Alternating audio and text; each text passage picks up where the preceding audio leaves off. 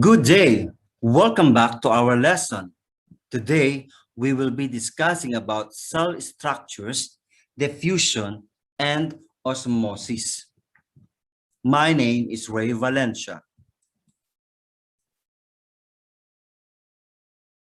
The objectives of this lesson are to familiarize the different structures of the cell and to identify diffusion and osmosis.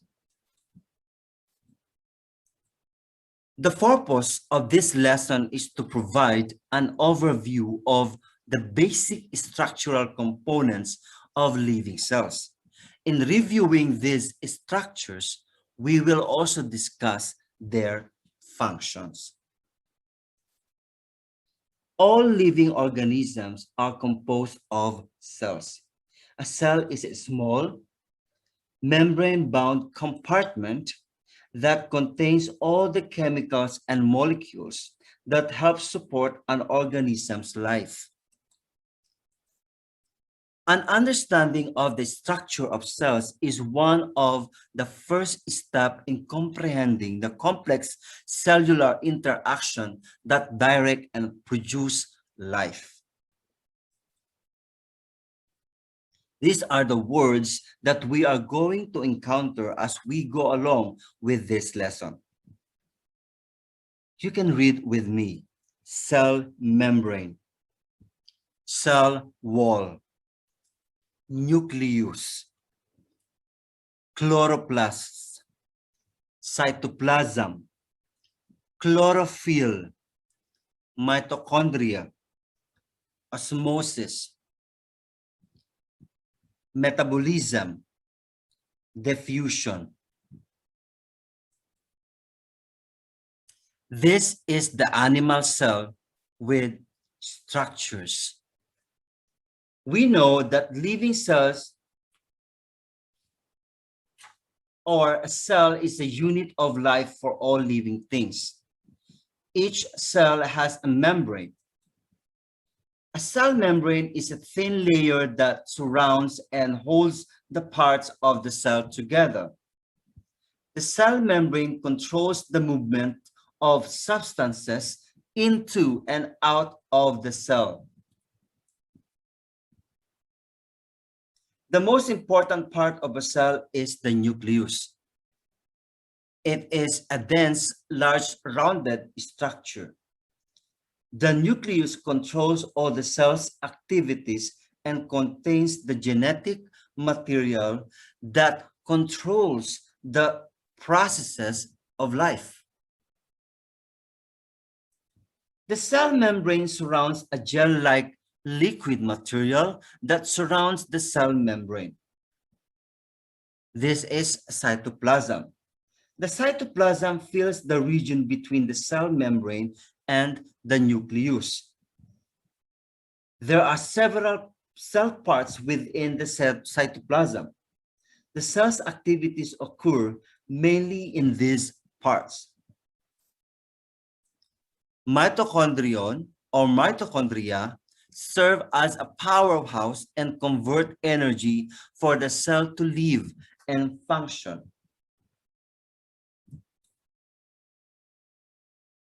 Now, this is the plant cell.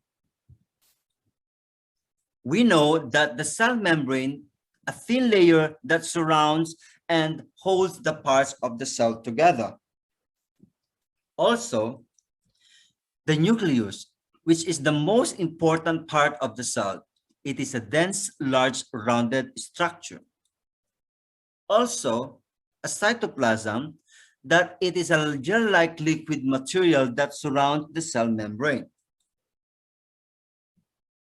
Also in the list, mitochondrion serves as a powerhouse and convert energy for the cell to live and function. While these chloroplasts are plant cells with an oval shape and green structures that contain a substance, this substance is called chlorophyll. As you can see in the picture, this green color is the chlorophyll. This chlorophyll capture energy from sunlight and convert it to a form of energy for their own food. All right. Chlorophyll often makes the cell a green color. Green plants and other organisms that have chloroplasts, yes, what I have said earlier, capture energy from the sunlight and convert it to a form of energy for their own food. All right. These are the other terminologies. Mitochondria is the plural form of mitochondrion. Ribosomes are the protein builders or the protein synthesizers of the cell.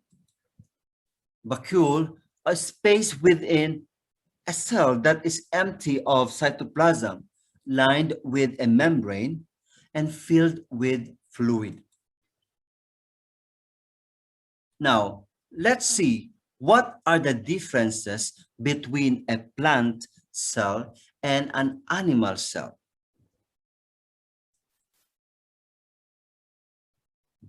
As you can see in the picture, animal cell and plant cell both have cell membranes. Also, cytoplasm. You can find nucleus in both cells. But only in plant cell, you can find chloroplast, vacuole, and the cell wall. Wherein, in plants, the cell membrane is surrounded by cell wall. All right? It is a rigid layer that is responsible for the strength of the plant. The cell wall you cannot find in the plant cell, in the animal cell rather, but only in plant cell, again, responsible for the strength of the plant.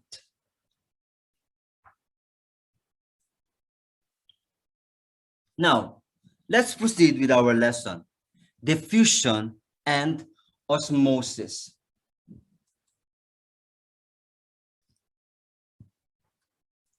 Living cells use energy to run many activities, wherein metabolism is the sum of chemical reaction in living things.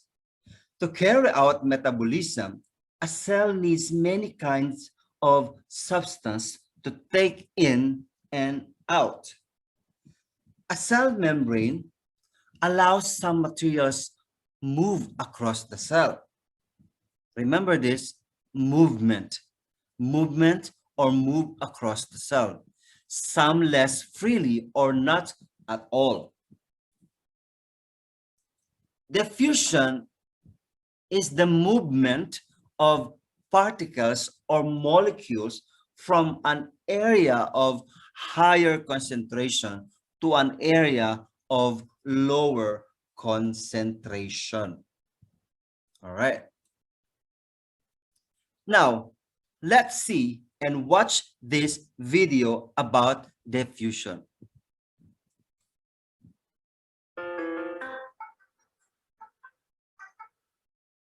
If we are given this image and asked what exactly this is, I'm sure your answer will be a cell.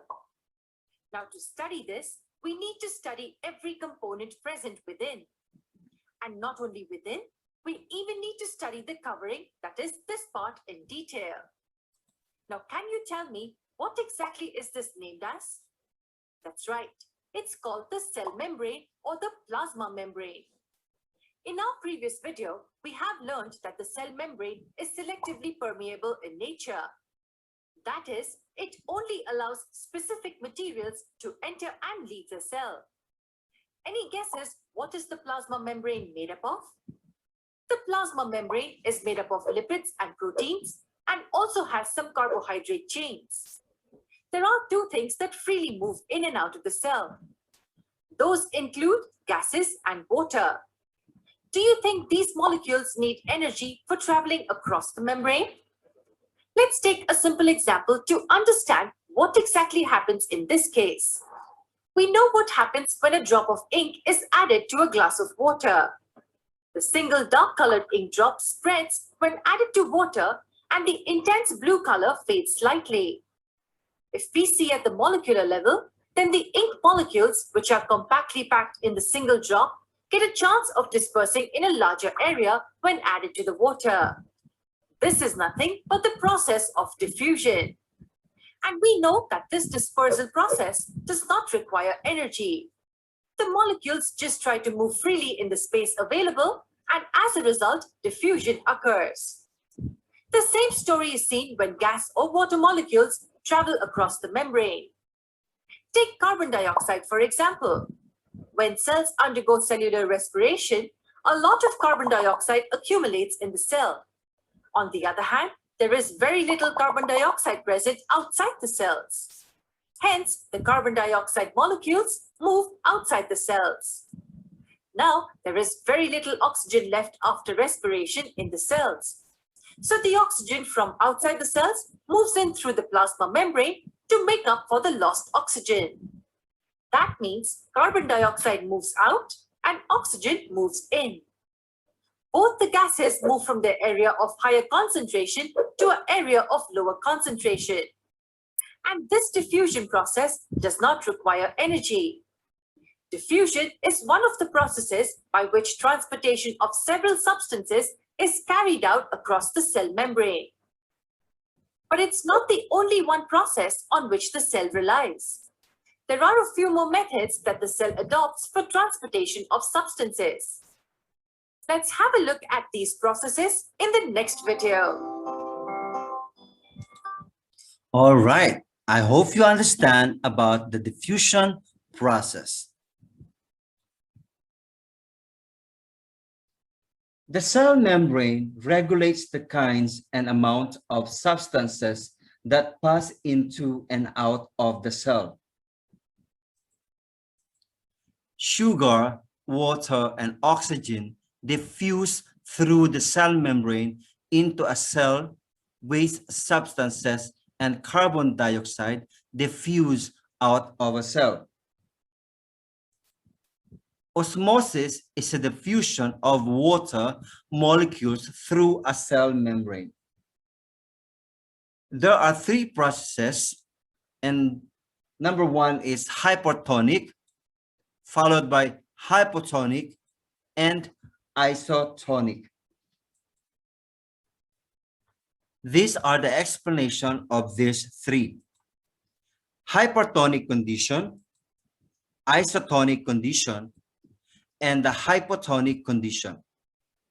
In hypertonic condition, if a cell is immersed in a high concentration of substances such as salt and sugar, water will diffuse out from the cell. In this case, the cell will lose water. As you can see in the picture, H2O or water is losing out or moving out or diffusing out from the cell. The high concentration solution with a lower water concentration, then the cell is called hypertonic. While in isotonic condition, if a cell is immersed in a solution with exactly the same water concentration as the cell, water will not diffuse across the cell membrane. Water will not diffuse across the cell membrane because the solution with exactly the same water concentration as the cell is called isotonic. Okay? While in hypotonic condition, if a cell membrane is immersed in a high water concentration, then the cell water will diffuse into the cell. Remember, will diffuse into the cell. The dilute solution, higher water concentration than the cell, is called hypotonic. All right, I hope this one is clear. Now, on this video, you will be able to find out how the osmosis process works. Please watch.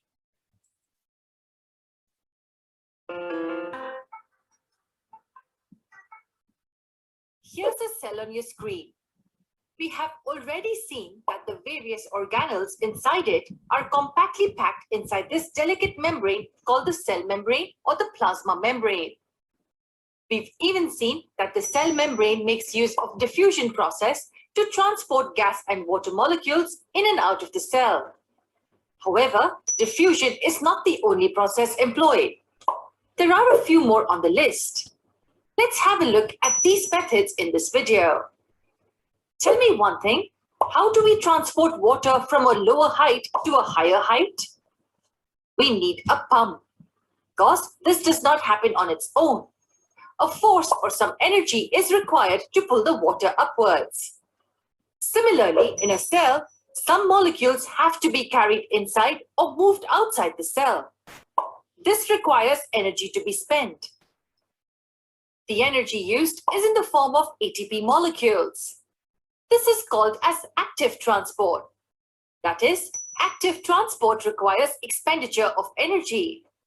The transportation is carried out by protein molecules present on the cell membrane. On the other hand, diffusion does not require energy. Hence, it's a type of passive transport. So movement of molecules without spending energy, as in case of diffusion, is passive transport. Similarly, movement of molecules across the membrane with the expense of energy is active transport. Now let's get to know one more interesting concept named osmosis. Have you ever come across this term osmosis? Well, quite often. But what exactly do we mean by this? Osmosis is defined as the movement of water from higher water concentration to lower water concentration through a semi-permeable membrane. So let's say we have this container which is partitioned by this semi-permeable membrane. Now we add sugar solutions at both these sides.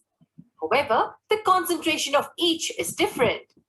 Here we add concentrated sugar solution, while here dilute sugar solution. That means the concentration of water in this solution is obviously more compared to this. So after some time, we see water molecules moving from this side of the partition to this side. And how long will this movement take place? It will occur till the concentration of water is balanced, that is, equalized on both the sides. This is nothing but osmosis. Let's learn some more interesting concepts about osmosis and cell transport in the next video. This is your activity. The purpose of this activity is for you to familiarize with the structures. I am asking you to draw the following pictures on your paper: the animal and the plant cells. Do not forget to label each part. And after that, take a photo and send it to me in private. All right? Now, thank you so much for tuning in with me, and I hope to see you again on our next video. Bye-bye.